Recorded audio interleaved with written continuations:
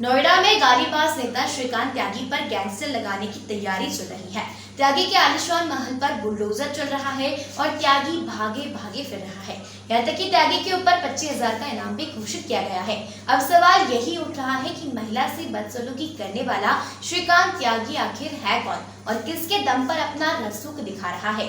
देखते हैं इरा संदेश स्पेशल रिपोर्ट में।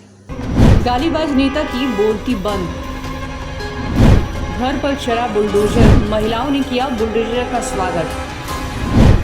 गालीबाज नेता की निकल रही है कुंडली, श्रीकांत त्यागी पर गैंगस्टर लगाने की तैयारी। गालीबाज नेता के करीबियों पर भी चलेगा चाबुक। देख तमाशा गाली का।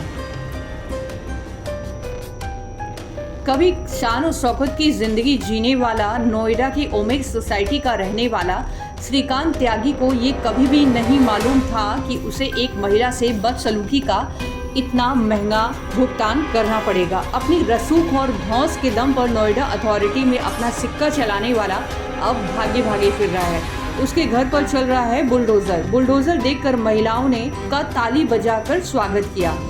अभी तक गालीबाज त्यागी पुलिस के हत्थे तो नहीं चढ़ा, लेकिन पुलिस की कई टीमें उसकी पकड़ में जुटी हैं। अब जब त्यागी सुर्खियों में आ रहा है कि हिस्ट्री खंगाली जा रही है। आखिर फर्श से अचानक अर्श पर कैसे पहुंचा गालीबाजी त्यागी और कौन कौन अधिकारी इसको एक रसूखदार नेता बना दिए। नोएडा की ग्रैंड ओमेक्स सोसाइटी में महिला से बदसलूकी करने के आरोप में श्रीकांत त्यागी की तलाश में छापेमारी चल रही है। इसके साथ साथ ही श्रीकांत त्यागी की कुंडली खंगाली जा रही है। श्रीकांत त्यागी नोएडा के भंगेल का रहने वाला है। आइए जानते हैं कि कैसे भंगेल का श्रीकांत त्यागी इतना रसूख वाला बन गया, जो दो एस्कॉर्ट और बाउंसर के साथ चलने लगा। दरअसल भंगेल में नोएडा अथॉरिटी ने जमीनों का अधिग्रहण किया था, जिसमें श्रीकांत त्यागी के परिवार की भी करोड़ों रुपए की बेशकीमती जमीन थी।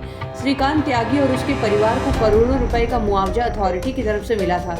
इस पैसे के बल पर श्रीकांत त्यागी बड़ी बड़ी गाड़ियां खरीदने लगा, अपना रसूख बढ़ाने लगा।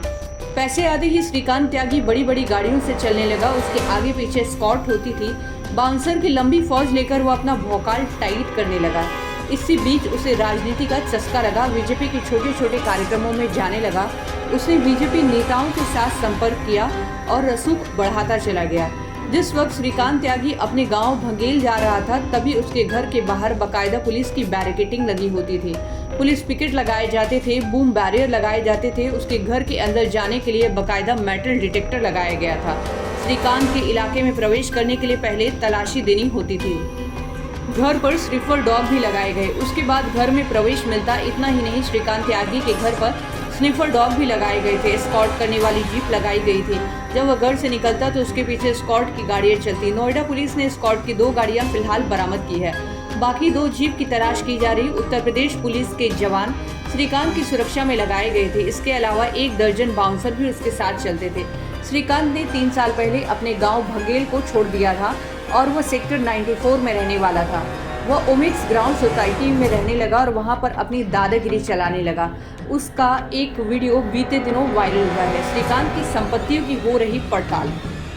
नोएडा अथॉरिटी में भी श्रीकांत का सिक्का चलता था। श्रीकांत त्यागी ने कॉमन एरिया में दीवार खड़ी की, बेसमेंट में अवैध निर्माण कराया।